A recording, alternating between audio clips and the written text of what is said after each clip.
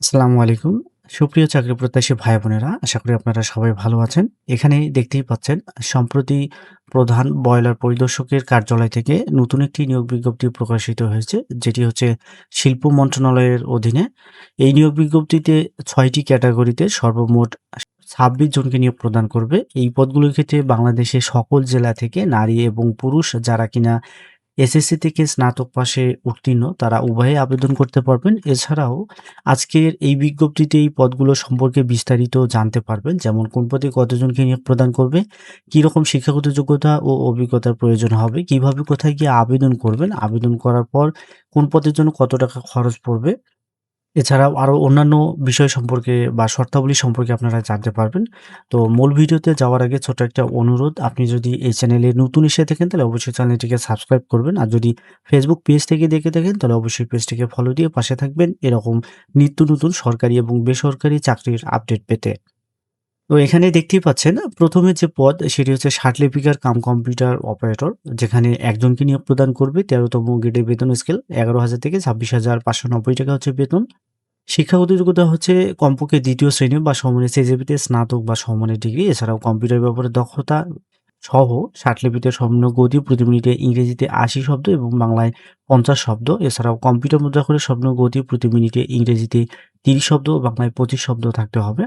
Computer word processing সহ email, fax পরিচালনার দক্ষতা ও অভিজ্ঞতা অবশ্যই থাকতে হবে।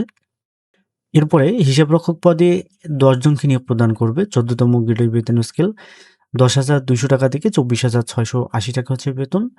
যেকোনো স্বীকৃত বিশ্ববিদ্যালয় হতে ব্যবসায় প্রশাসন অথবা ব্যবসায় শিক্ষা অনুষদে কমপক্ষে ২য় শ্রেণী বা সমমানের সিজিপিতে স্নাতক বা সমমানের ডিগ্রি থাকতে হবে এবং কম্পিউটার চালনার দক্ষতা অবশ্যই থাকতে হবে। এরপরে ডাটা এন্ট্রি অপারেটর পদে একজনকে নিয়োগ প্রদান করবে। ১৬তম গ্রেডের বেতন স্কেল ৯,৩০০ টাকা থেকে ২২,৪৯০ টাকা হচ্ছে বেতন। উচ্চ মাধ্যমিক সার্টিফিকেট বা সমমানের পরীক্ষায় উত্তীর্ণ সহ কম্পিউটার মুদ্রাক্ষরে প্রতি মিনিটে বাংলায় ২০ শব্দ এবং ইংরেজিতে ২০ শব্দের গতিসহ এই সংশ্লিষ্ট বিষয়ে স্ট্যান্ডার্ড অ্যাপটিটিউড টেস্টে উত্তীর্ণ হতে হবে। ৪ নম্বরটি হচ্ছে বয়লার টেকনিশিয়ান। ১৬তম গ্রেডের বেতন স্কেল ৯,৩০০ টাকা থেকে ২২,৪৯০ টাকা হচ্ছে বেতন। ৩ জনকে নিয়োগ প্রদান করবে এই পদে। বিজ্ঞান বিভাগ থেকে উচ্চ মাধ্যমিক সার্টিফিকেট বা সমমানের পরীক্ষায় উত্তীর্ণ হচ্ছে শিক্ষাগত যোগ্যতা। এরপরে ৫ নম্বরটি হচ্ছে ড্রাইভার। ১৬তম গ্রেডের বেতন স্কেল এটিও। এই পদে ২ জনকে নিয়োগ প্রদান করবে। জুনিয়র স্কুল সার্টিফিকেট বা সমমানের পরীক্ষায় উত্তীর্ণ সহ হালকা গাড়ি চালনার বৈধ ড্রাইভিং লাইসেন্স এবং অভিজ্ঞতা সম্পন্ন চালকগণ অগ্রাধিকার পাবেন।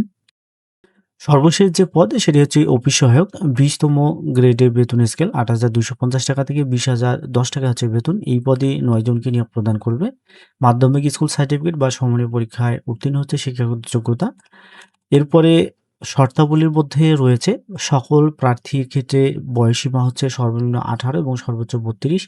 এই বয়সসীমা গণনা হবে ১লা ডিসেম্বর ২০২৫ খ্রিস্টাব্দ তারিখ অনুযায়ী। এরপরে এখানে আরো বলা হয়েছে চাকরির আবেদন ফর্মে সর্বশেষ শিক্ষাগত যোগ্যতা সকল শিক্ষাগত যোগ্যতা উল্লেখ করতে হবে। অর্থাৎ আপনার সর্বশেষ যে শিক্ষাগত যোগ্যতা রয়েছে সেটি অবশ্যই উল্লেখ করবেন। অন্যথায় আপনি যদি সেটি উল্লেখ না করেন পরবর্তীতে চাকরির পরে আপনার ওই শিক্ষাগত যোগ্যতার সনদ বা সেটি অন্তর্ভুক্ত করতে পারবেন না। মৌখিক পরীক্ষার সময় সকল সনদপত্রের মূল কপি প্রদর্শন করতে হবে এবং পূরণকৃত অ্যাপ্লিকেশন ফর্ম সহ সত্যায়িত এক সেট ফটোকপি দাখিল করতে হবে। এছাড়াও জাতীয় পরিচয়পত্রের ফটোকপি দাখিল অবশ্যই করতে হবে। আপনারা যদি আবেদন করতে চান সেক্ষেত্রে সরাসরি এই ওয়েবসাইটের মাধ্যমে প্রবেশ করে আপনারা আবেদন করতে পারবেন। আবেদনপত্র পূরণ ও পরীক্ষার ফি জমাদান শুরুর তারিখ ও সময় হচ্ছে ৫ই জানুয়ারি সকাল ১০টায় এবং শেষ হবে ২৫শে জানুয়ারি বিকাল ৫টায়। এই সময়ের মধ্যে আপনাকে অবশ্যই আবেদন করতে হবে এবং আবেদন করার সময় আপনার নির্ধারিত স্থানে ১ কপি ছবি এবং একটি স্বাক্ষর সেখানে আপলোড করতে হবে। সেক্ষেত্রে ছবির সাইজ হচ্ছে ৩০০x৩০০ পিক্সেল এবং স্বাক্ষরের সাইজ হচ্ছে ৩০০x৮০ পিক্সেল এবং আবেদন করার পরবর্তী ৭২ ঘন্টার মধ্যে আপনাকে অবশ্যই যেকোনো টেলিটক প্রিপেইড মোবাইল নম্বরের মাধ্যমে ২ টি এসএমএস করে পরীক্ষার ফি প্রদান করতে হবে।